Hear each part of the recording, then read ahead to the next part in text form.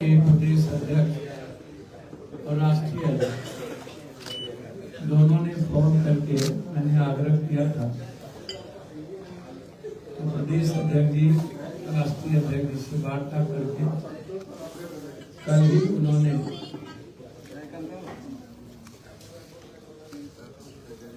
बिहार के ऐसे कोई भी आंदोलन जो आने वाले बच्चों के भविष्य से जुड़ा, जिससे SC, ST, SC, EBC, OBC, minorities, कमजोर तबके के बच्चों की जिंदगी पर प्रहार हो रहा है। इसके लिए व्यापक सहमति के साथ राष्ट्रीय अध्यक्ष चंद्रशेखर रावत जी, OBC जी और प्रदेश सचिव जौहर जी और अब्दुल इमाम जी के साथ सभी सहयोगी छात्र यूनियन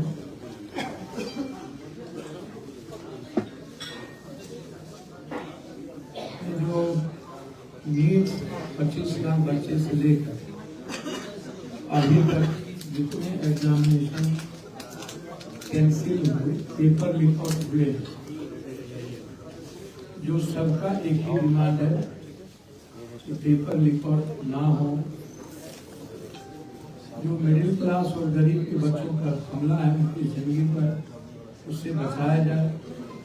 सदन के भीतर प्रखर आवाज ओबीसी जी और चंद्रशेखर जी और बेनीवाल जी हम लोग मिलकर बिहार BPSC के क्वेश्चन आउट को सब लोगों ने मिलकर उठाया था।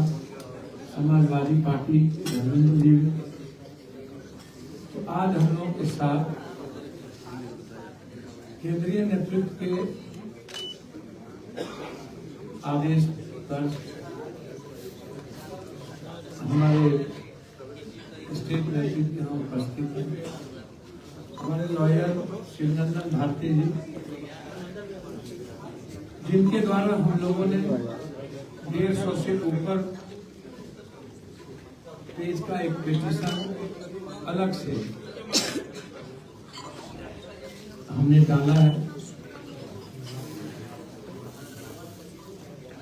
कि क्यों पेपर एग्जामिनेशन कैसे होना चाहिए। सुप्रीम कोर्ट हम पहले ही कपिल सिब्बल जी ने हम लोग से आग्रह कर दिया था कि निर्णय हाईकोर्ट के बाद ही आता है। तो इसीलिए हम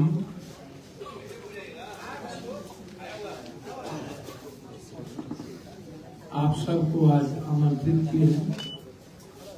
आप आए, इसके लिए धन्यवाद, स्वागत।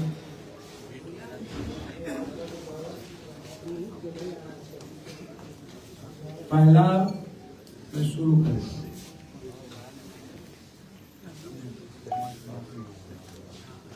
कि BPSC मुद्दा नहीं है, मुद्दा है देश का पेपर क्वेश्चन लिखना। आज BPSC है, कल सिपाही था, परसों क्लर्क था, परसों मेडिकल था। जो आज भी एक जदयू विधायक के भतीजे के यहाँ हाजीपुर में एडमिट कार्ड आदि जले में लगातार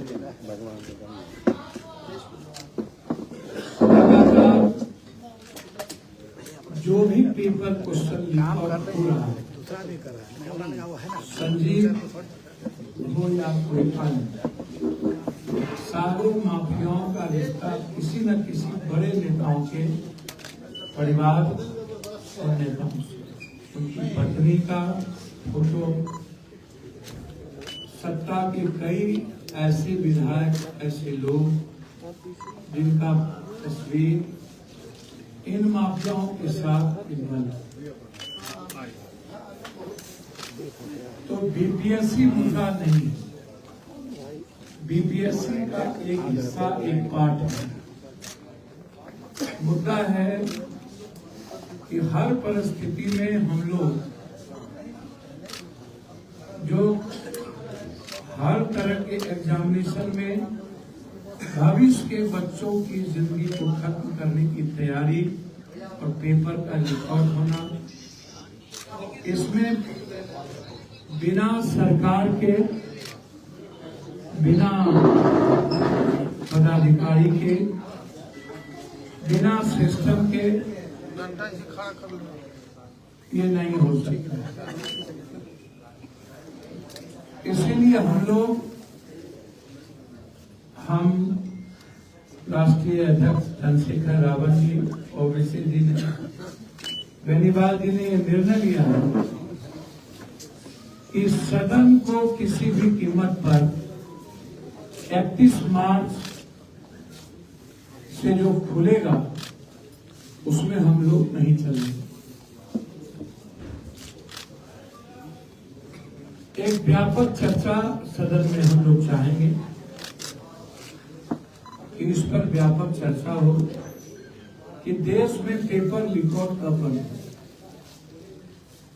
जो ST, SC, EBC, OBC या मिडिल क्लास किसी भी जाति के बच्चियां हैं, जो आर्थिक रूप से कमजोर हैं, गाय, माल, बकरी, जेवर, खेत बेच करके अपने बच्चे और बच्ची को पढ़ाते हैं, क्या उनका सपना कभी पूरा नहीं होना?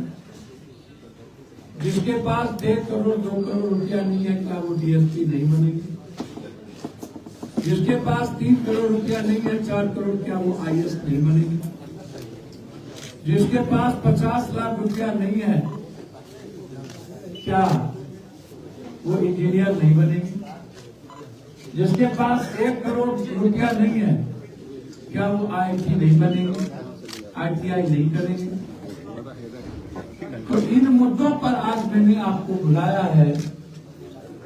BPSC का 4 लाख बच्चे का जो मुद्दा है, जिसको राजनीतिक व्यक्तियों ने और बच्चों की BPSC एग्जामिनेशन के बच्चों के नेतृत्व करने वाले, चाहे वो कोचिंग माफिया हो, चाहे कोई दलाल टाइप का आदमी जो पैसे पर बिका हो, उन लोगों ने BPSC आंदोलन को कमजोर कर दिया और खत्म कर दिया। और मैं शुरू से कह रहा हूं कि हम लोगों का कोई मतलब, हम लोगों का, हमारे मित्र का बच्चों के भविष्य से राजनीति का पहले भी हम लोग जब भी एक होकर लड़े हैं तो उससे मदद का न्यूनतम शिक्षा UPSC BPSC से राजनीति का कोई बिहार बंद हम लोगों ने की, रेल चक्का जाम हुआ, लगातार हम लोग कार्यक्रम कर रहे हैं। विपक्ष की एक पार्टी धारा को छोड़ करके लगभग कांग्रेस भी लगातार, CPI, CPM, छात्र यूनियन संगठन, युवा काम कर रहे हैं। हम विधायक दल के नेता शकील साहब से भी आग्रह किए थे, माले के भी साथियों से आग्रह किए थे कि लड़ाई को बिल्कुल बिना बैनर के हम सबको मजबूती से लड़ने की जरूरत है। और हमने कहा था कि इस लड़ाई को हम लोग लेके बढ़े। अब ये लड़ाई BPSC तक नहीं सीमित, अब ये लड़ाई भारत के प्रश्न पत्र लीक से संबंधित। इसी संदर्भ में हमारे लॉयर साहब ने, भारती जी ने, भैया व्यापक पैमाने पर अनियमितता का पहला केंद्र बिंदु 1992 सेट में हम लोगों ने दिया है। DM साहब जिन मुद्दों को स्वीकार किए हैं, 173 सेट ही क्वेश्चन पहुंचा था 192 में, तो 192 में 173 क्वेश्चन सेट ही पहुंचना यह अपने आप में सीधा दिखता है कि अनियमितता है और पेपर लीक आउट गायब। दूसरा है एग्जामिनेशन सेंटर पर जबकि नियम ही नहीं कानून बना है कि जेवर लगना ही लगना है, किसी भी सेंटर पर जेवर नहीं। ये दूसरा है कि किसी भी कीमत पर क्वेश्चन को प्रभावित करने के लिए, एग्जामिनेशन को प्रभावित करने के लिए जेवर का नहीं लगा। तीसरा है छात्रों के द्वारा उसी दौरान EOU को क्वेश्चन भेजा गया आर्थिक अपराध इकाई, उस पर भी आर्थिक अपराध इकाई ने कार्रवाई नहीं की। चौथा है मात्र एक दिन पहले 5000 छात्रों को सेंटर चेंज गया से करके नवादा कर दिया। एक दिन पहले तो इससे साफ जाहिर होता है कि 5000 बच्चों को ही इनको पास करवाना था। इसी से ये लोग लेन-देन किए कुछ बच्चों के साथ। 4 लाख बच्चों के भविष्य की चिंता इतनी नहीं थी। इस तरह हम लोगों ने 150 पेज का मेरे तरफ से पिटीशन फाइल हाईकोर्ट में हुआ और हमारा आधार बिल्कुल क्लियर है कि हर कीमत पर इसकी सुनवाई और बीपीएससी के एग्जाम का कैंसिल। 2 हमने और दिया है। एक बच्चों पर जो छात्रों पर जो केस हुआ वो भी अलग से फाइल किया है। लाठीचार्ज गलत थी वो भी मैंने फाइल किया है। और शिक्षकों को बीपीएससी लीगल नोटिस भेज रहा है, डरा रहा है, हमने ये भी अलग से फाइल।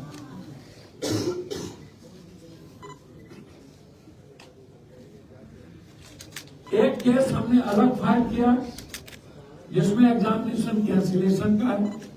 3 केस अलग फाइल किया जिसमें लाठी चार्ज का और बच्चों पर केस का। तो इसीलिए यह प्रोसेस मैंने आपको पहले भी कहा। लाठी चार्ज के बाद जब हुई थी तो मैंने कहा था कि यदि सरकार नहीं मानेगी तो बिहार में हम रेलवे चक्का जाम करेंगे। फिर भी सरकार नहीं मानेगी तो हम बिहार बंद करेंगे। तब भी सरकार नहीं मानेगी तो हम सर्वोच्च न्यायालय तक जाएंगे। हमने कहीं भी पप्पू यादव या चंद्रशेखर रावत या ओबीसी या हमारे साथियों का नाम आगे नहीं लगा। हमारा मुद्दा ही है भविष्य के बच्चों पर की जिंदगी को सेव करना। और आज से नहीं है, ये 90 के पहले के दशक से आज तक जिन लोगों को कभी किसी बच्चों के भविष्य की चिंता या आंदोलन नहीं थी, हर नए आंदोलन में नए तरह के बच्चों के जिंदगी को खिलवाड़ करने वाले दलाल टाइप के कुछ लोग आ जाते हैं जिसका एग्जामिनेशन से कोई मतलब नहीं और वो बिक जाते हैं। मैं हमेशा ये बात कहता हूं, कहां चले गए सभी कोचिंग वाले? वही कोचिंग वाले गर्दनी बाग भी जाते थे, वही कोचिंग वाले बीपीएससी चेयरमैन के पास थे। अब आप हमको बताइए, ये बड़ों के बाप दुनियों के बाप दोनों कैसे संभल? बीपीएससी वाले भी उन्हीं लोगों को बुलाते थे और उन्हीं से सहमति लेते थे और गर्दनी बाग में भी वही लोग जाके नाटक करते थे। और जो नए सत्याग्रही बने, मुझे तो आश्चर्य होता है कभी कभी इस बात को लेकर के। जनाब आप लोग सुनिएगा तो आश्चर्य होगा कि 153 धारा में पुलिस कितनी मिली हुई है, कितनी गद्दी है बिहार की पुलिस। कहती है बहुत ही पहला जो केस हुआ था किसी नए सत्याग्रही पर वो था 153 धारा के तहत, वो केस नहीं सटा, वो केस नहीं सटा। जो बेलेबुल सेक्शन था, बेलेबुल, जिसका वारंट ही इशू नहीं हो, कस्टडी में लिया ही नहीं गया। कुछ लोगों ने उन्हें कह दिया दुनिया का नया इतिहास रच दी। गांधी मैदान थाना केस नंबर 815-24, इनमें बेल नहीं, जबकि ये नॉन बेलेबल। और कहा मैंने कुछ भरना ही नहीं है, 25,000 के मुचलके भी भर दी।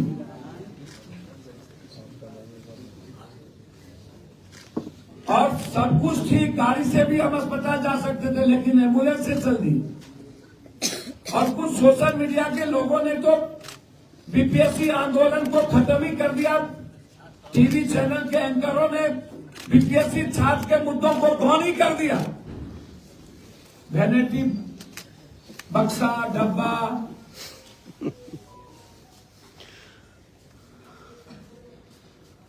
मेरा कहना है कि इस आंदोलन को बड़ी साजिश के तहत खत्म करने की कोशिश की गई, जिसमें कोचिंग माफिया नंबर 1, नया सत्याग्रही नंबर 2 और छात्र की दलाली करने वाला, पैसा लेकर के छात्रों को बेचने वाला नंबर 3। इसीलिए हम सारे पार्टी के साथी ने निर्णय लिया कि कल हमें पूरे बिहार में हरे झंडे, नीला झंडा, युवा शक्ति और एआईएमएम, यह 3 पार्टी और हम 3 कर्म करने वाले 3 लोग, जिसका राजनीति से कोई औचित्य नहीं। हम लोगों ने संकल्प लिया है कि जब तक पेपर रिकॉर्ड होना बंद नहीं होगा तब तक हम लोग सदन भी नहीं चलने देंगे और सर्वोच्च न्यायालय तक भी जाएंगे। 4 लाख बच्चों के भविष्य को खत्म नहीं होने देंगे। हर परिस्थितियों में इस लड़ाई को हम लोग बच्चों की लड़ाई, भविष्य की लड़ाई, बच्चों की जिंदगी की सुरक्षा और उसकी खुशियों के लिए लड़ाई।